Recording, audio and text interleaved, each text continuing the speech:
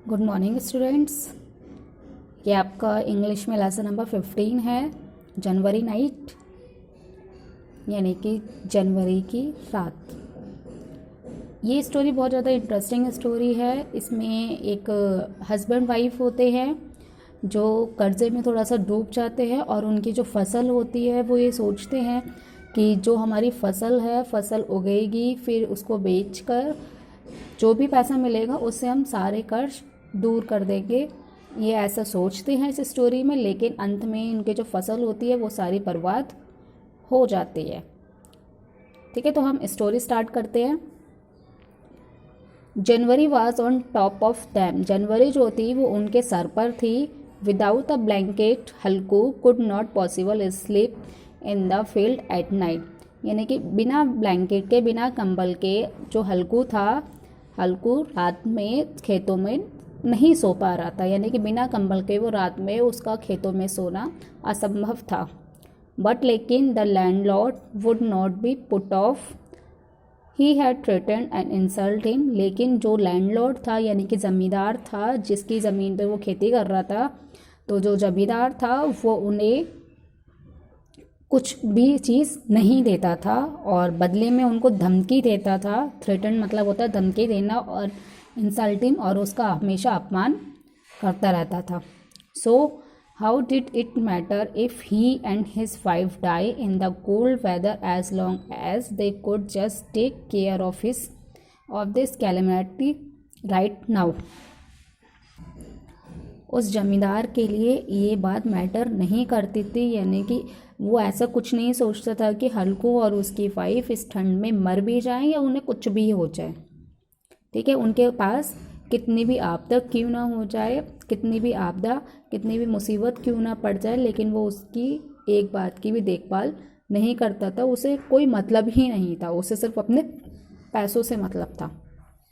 He came close to his wife and said. वह अपनी wife के पास आया और उनसे कहा, give me the rupees that you set aside. Please मुझे कुछ पैसे दे दीजिए।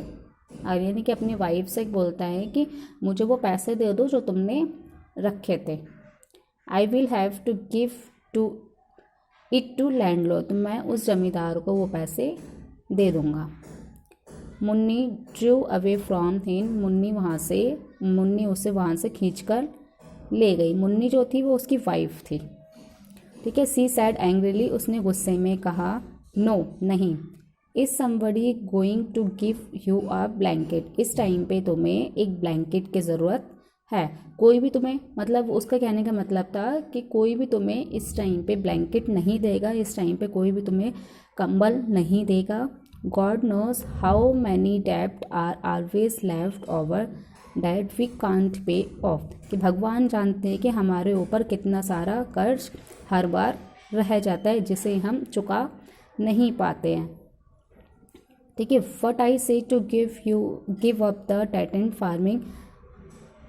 इसीलिए क्या मैंने आपसे नहीं कहा था कि आप इस फार्मिंग को लो। The work is killing you. ये जो काम है वो तुम्हें मार देगा। यानी कि जिस लैंडलॉर्ड से उसने पैसे लिए थे, जिस जमींदार से उसने पैसे लिए थे, उसको चुकाने के लिए जमींदार ने उसे फसल करने के लिए कहा था, लेकिन उस फसल को रात में कोई खा ना जाए या फिर बेकार ना हो जाए, इसलिए उसे रात में खेतों में सोना पड़ता था। लेकिन जो उसकी वाइफ थी वो उससे कहती कि मैंने तुमसे नहीं कहा था कि तुम इस फसल को लो। ठीक है, क्योंकि मुझे पता था कि ये जो काम है वो तुम्हें मार देगा। Whatever you harvest goes to pay up the arrears, so why not finish with it. लेकिन जो फसल है वही तुम्हारे कर्ज को चुका सकती है, तो क्यों ना इसे ही नष्ट कर दिया जाए। यानी कि जो फसल हो रही है वही तुम्हारे कर्ज को नहीं चुका सकती है, तो इसे ही क्यों ना नष्ट कर दिया जाए। I want give you the money. मैं तुम्हें पैसे नहीं दूंगी। मैं नहीं दूंगी तुम्हें पैसे। सैडली, यानी दुख में, हल्कू ने कहा, then I will help to put up with his abuse. Losing her temper, यानी कि अपने गुस्से को खोते हुए, अपने आपे को खोते हुए कहता है कि मैं तुम्हारी बातें सुनने के लिए यहाँ नहीं आया हूँ। यानी कि मुझे तुम्हारे अब्यूज़ नहीं सुनने हैं, मुझे तुम्हारी कड़वी बातें गालियाँ नहीं सुननी हैं।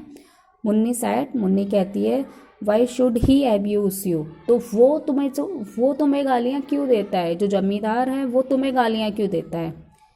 इज़ दिस हिज किंगडम, क्या उसका यही राज्य है, यानी कि ये जो राज्य है वो उसी का है जो तुम्हें वो गालियाँ देता है।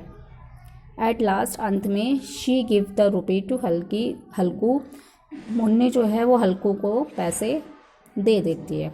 सी सेड, वह कहती है Halku to quit farming and work as a hired labour so that they would at least get enough food to eat, यानी कि वो हल्कू से कहती है कि हाँ आप इतनी सारी फार्मिंग कर रहे हो, फसल उगा रहे हो, इतनी कठिन मेहनत कर रहे हो, यानी कि कठिन लेबर की तरह काम कर रहे हो, तो ऐसा तो तुम्हें खाने के लिए तो कुछ खाना मिल ही सकता है, ठीक है, तो तुम्हें खाने के लिए कुछ ना कुछ खाना तो अवश्य ही मिल सकता है।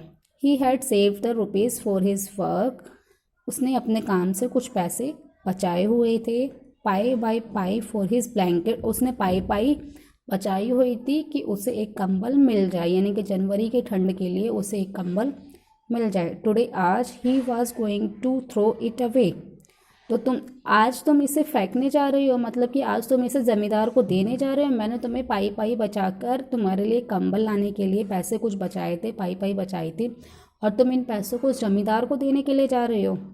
With every step his heart sunk lower under the burden of his poverty, यानी कि जैसे ही वो एक एक कदम चल रहा था तो उसे अपने ऊपर बोझ लग रहा था कि वो इतना गरीब क्यों है। तो ये वाला पैराग्राफ आपका यहीं पे ख़त्म होता है। आई होप आप लोगों को स्टोरी समझ में आई हो।